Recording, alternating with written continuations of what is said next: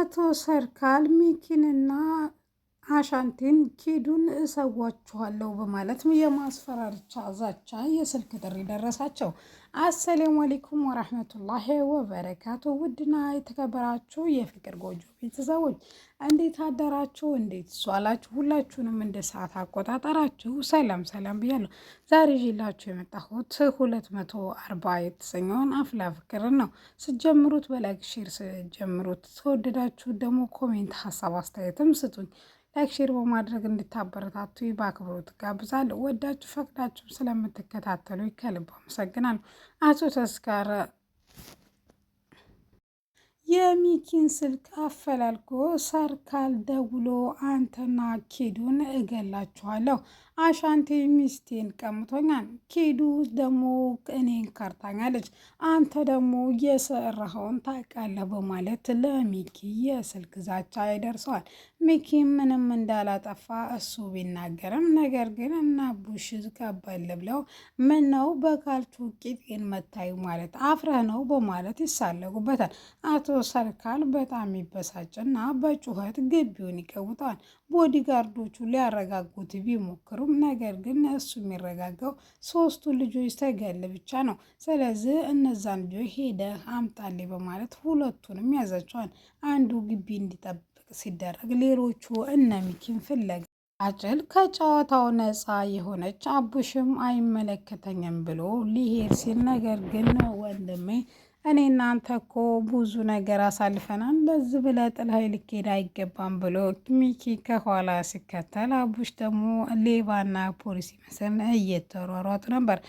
አሻንቲና ኪዱ ደግሞ ምን ማድረግ እንዳለባቸው ግራ የገባቸው፣ አሻንቲ ልክ ማልሆኑ አለመሆኑ ወይም ትክክለኛ ፍቅር እንዳልሆነ ቢገባውም ነገር ግን ኪዱን መተው አልፈለገም። ምናልባትም እኮ ተቸግረ ይሆናል የሚል ሀሳብም አለው። እማክያ አባክያ እየተባባላችሁ የራሳችሁ ጉዳይ ነው እያለች ቃጭል ጥላቸው ትሄዳለች። በዚህ በኩል ደግሞ ለዳኒ ጸጋ ሞቶች የተባለችው ነገር ግን ሴራዋን ለማሴር ለተንኮሏ ሰፋ በማለት ከአዲስ አበባ ወጣ ብላ ሌላ ከተማ ነበር። ዛሬ ነገ ትና ቀጠሮ ስለሆነ የቀስቴ ቀጠሮ ስለሆነ ወደ አዲስ አበባ ገብታለች። እሷ በገደለችው ወይም እሷ በወጋችው እሱ ተጠያቂ ሆነ። ከዚህ ቀደም ጸጋ ሞታለች ብለን አቅርበንላችሁ ነበር።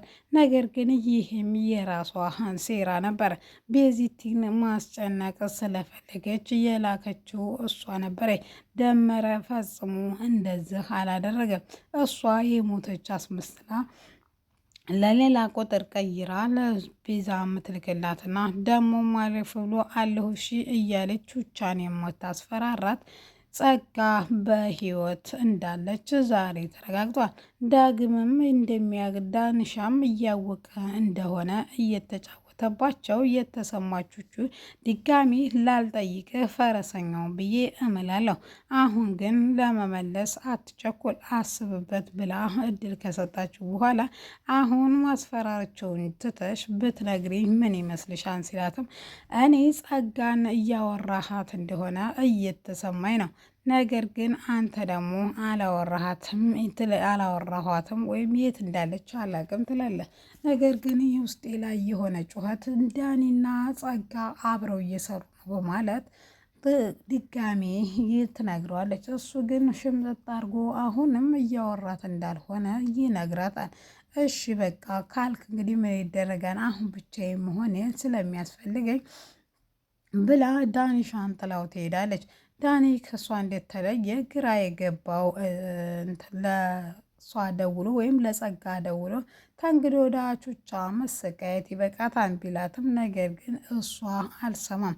ምክንያቱም እኔ ብዙ ህይወቴን አጥቻለሁ፣ ቤተሰብ የለኝ፣ ጓደኛ የለኝ፣ ክፋት ብቻ ነው እኔ ጋ ያለው።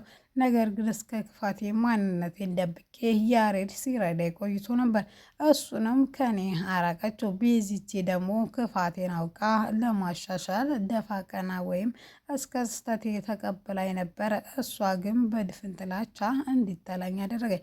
ስለዚህ መስዋዕት አስከፍላታለሁ በማለት ትነግረዋለች።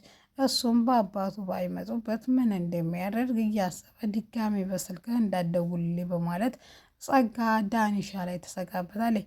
መሲ ቁጭ ብላ በሀሳብ እየተብሰለሰለች እያለ ከስሜቱ መቼ ነው እንደሚያፈቅረኝ ማንም ሰው ይህን ያህል ለፍሬንድ ፍቅር ጓደኛው ወይም ለኖርማል ጓደኛው እንደዚህ ሊሆን አይችልም። ስለዚህ አንተ ዛሬ ባትናገርም ነገር ግን አፍ አውጥተህ እስከምትናገር እጠብቅሃለሁ በማለት ናታንን አይኑን ጨፍን ብለው ነገር ግን ከአጠገቡ እንድትለየውና ደግሞም አብረው እንዲኖሩ እስከ ህይወቱ መስጠት ድረስ የሚያደርስህን ሰው ሳል ባለችው መሰረት የሳለው እሱን ነበረ።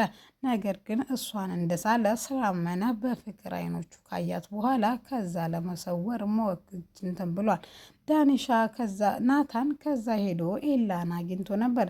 ኤላንም ቅድም ያያቸውን ሁሉ ይነግረዋል። ተሰብሊ ጋር ተቃቅፈው እንደነበረ አጋጣሚ ነው ቢለውም ነገር ግን አጋጣሚ አይመስልም። ምክንያቱም ከዛ ብትሄድ እኮ ከሄደች በኋላ ተመልሳ አፍቅፋለች። ስለዚህ ይሄ አጋጣሚ አይመስለኝም በማለት መልስ ይሰጠዋል።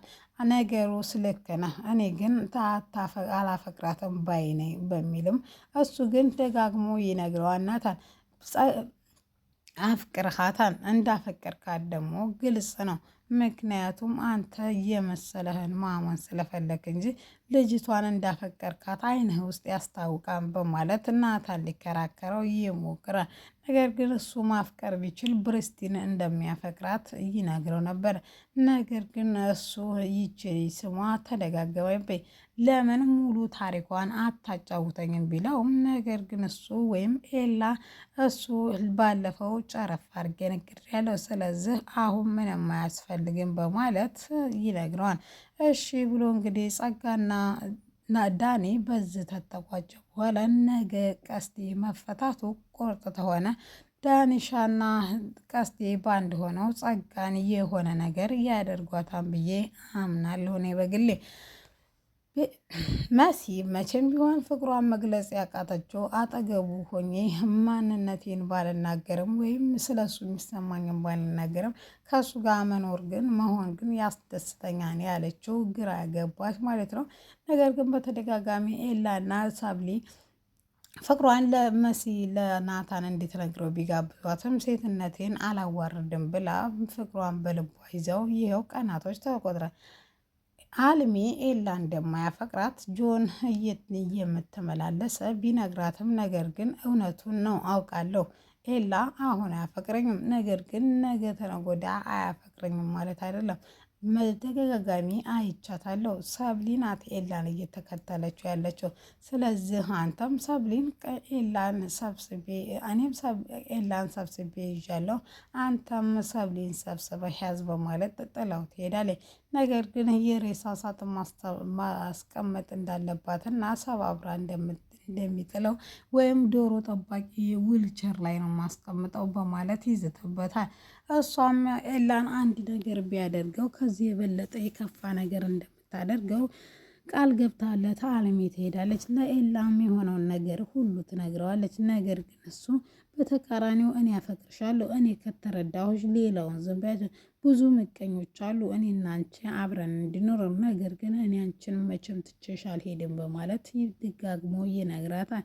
እሷም የእውነትህን ባደረገልኝ ብላ በልቧ እየተመኘች፣ ሳብሊ ደግሞ ግራ የገባት የጆን ሁኔታ እያስመሰለ ስለ ታማኝነቷ ስለ አንድነቷ ማለት አንድ ቃል ብሏት ቃሉን እስከ እንደማክበሩ ምናምን ደጋግሞ ይነግራታል። ካፌ ላይ ቁጭ ብሎም ስለ እምነቷና ስለ እሱ ያላት ፍቅርና ክብር እንዲሁም ትምህርት ቤት ሲጨርሱ ዩኒቨርሲቲ ቢደርሰው እሱ ካልደረሰው አንድ ላይ መማር ስለሚፈልግ እሱ እንደማይሄድና አዲስ አበባ በገንዘብ እንደሚማር ሌላ ትምህርት ወይም የሙያ ትምህርት እንደሚማር ይነግራታል። ተጋብተን ወልደን ሲላትም እሷ ግን ለዚህ ገና ልጅ ነን ብትለውም ያው እንግዲህ ከአንቺ ጋር ስሆን የማስበው ነገር የለም እኮ ከዚህ ሌላ በማለት እሷም እንግዲህ እሺ ብላ ሀሳቡን ተስማምታ፣ ነገር ግን በልቧ ውስጥ ይሄን ያህል ማስመሰል እንዴት ቻልክበት እያለች ተጮኸ። ሰውነት ውስጧ ይጮኻል። ነገር ግን መቋቋም ያቅታትና ጆኒ በቃሃን በማለት ትጮኻለች። እሱም እንደ መደናገጥ ብሎ ምን ነው ምን አጠፋው ሲላትም እንዴት ቻልክበት? አውቃለሁ እንደምታውቅ እኔና ኤላን በአካል አይተሃን ቪዲዮ ራሱ እንደቀረጽ ካውቃለሁ። ስለ እኔ ታማኝነትና ስለ እኔ ንጹሕ ሴት እያወራህ ለምንድን ነው ልቤን የምሰባብረው በማለት ትጮህበታለች። ጆም ታዲያ እኔ ምን ላድርግሽ? ምክንያቱም አንቺን ጠየቅኩሽ አላረግኩትም አልሽኝ፣ ኤላንም ጠየቅኩ አላደረግኩትም አለ። ከእናንተ ውጭ ማንንም አላምንም፣ አይኔን አላምነውም